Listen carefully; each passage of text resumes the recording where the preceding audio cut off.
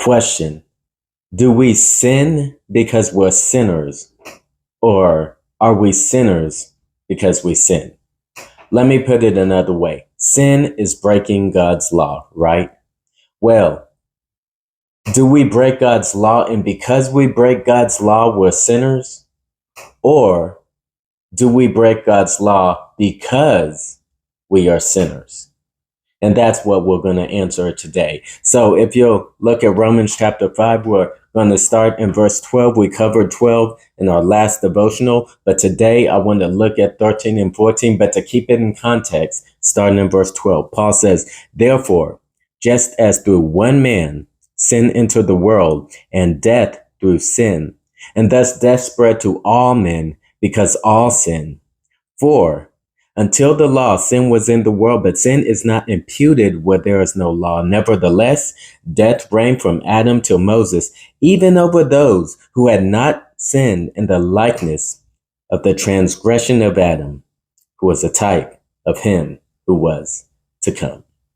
So we began to discuss yesterday how Paul goes back. He goes back to the foundation that, remember, the house, that we're no longer enemies, that we're no longer joyless, that we're no longer hopeless, so on and so forth. All those materials in the house, but they have to have a solid foundation, or all of those materials crumble very easily. So he says, therefore, and goes back to the foundation. But before he speaks of the foundation of our justification, he speaks of the foundation of our condemnation, because our condemnation comes under our justification. Our justification is built on top of that. So he's already told us through one man, that one man was Adam, sin entered the world, and death is the evidence of this. And death spread to all men. Why? Because all sin, in other words, all people sinned in Adam. Adam's sin was imputed or transferred or put on each and every individual born into this world. It was put on their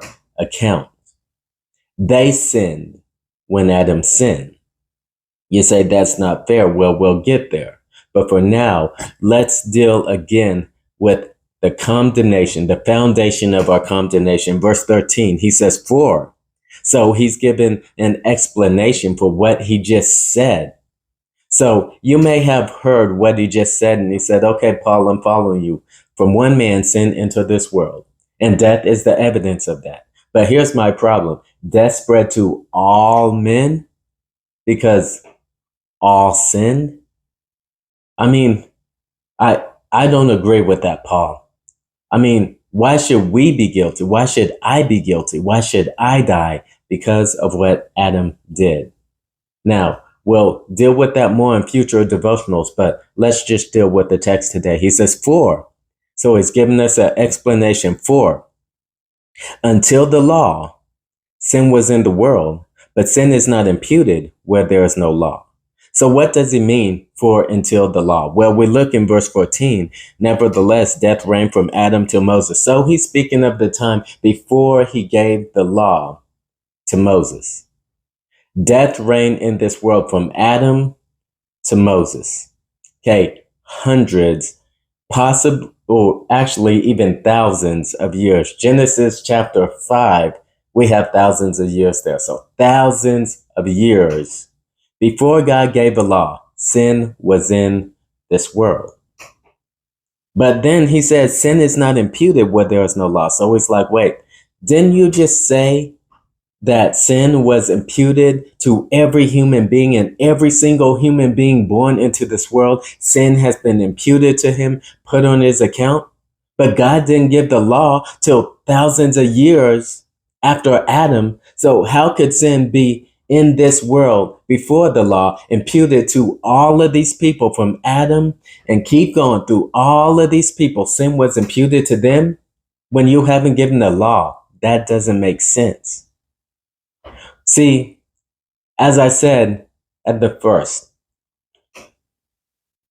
are we sinners because we break God's law? Or do we break God's law because we're sinners? See, we often have so shallow views of sin. We think, hey, we're going along as long as we don't break God's law. we don't sin. We don't understand sin. See, we don't simply break God's law and because of that we're sinners. No, because we're sinners, that's our nature, we break God's law. Let me put it this way. Maybe this will help.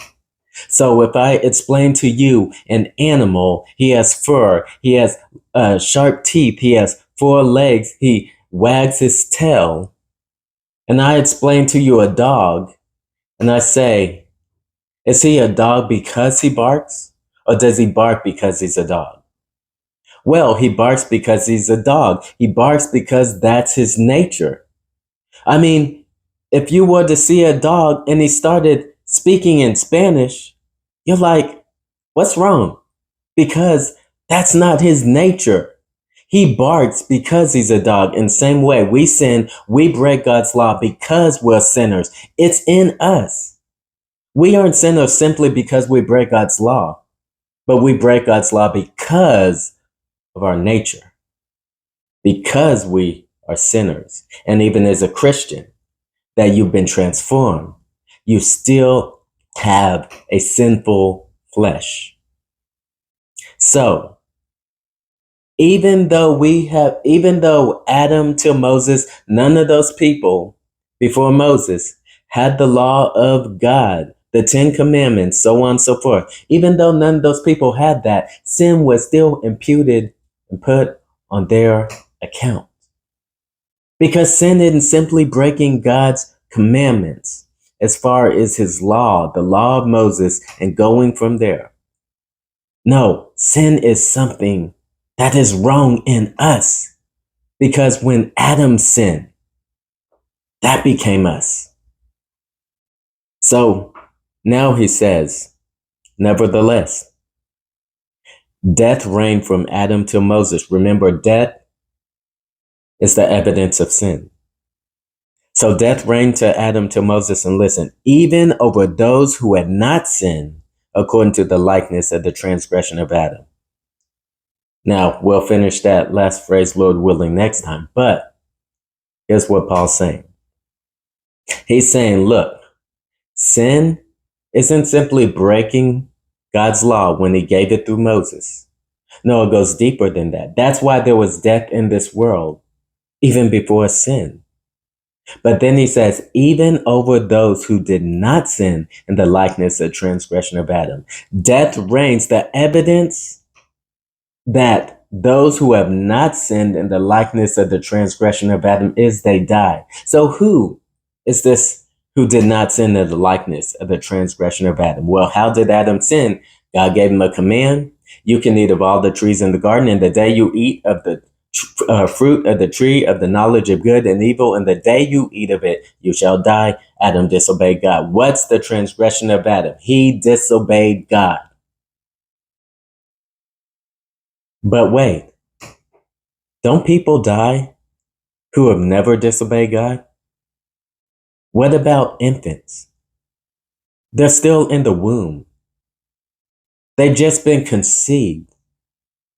They have no cognition. And death reigns. That's why there's miscarriages, stillbirths, so on and so forth. Why do babies die in the womb? Because they are conceived as sinners. They've never received a commandment and broken that commandment. They've never sinned in the likeness of the transgression of Adam, but they still die. And Paul is just giving us further evidence that when Adam sinned, all sinned. Even that newborn conceived in the womb. He sinned in Adam. Sin has been imputed to them. Yes.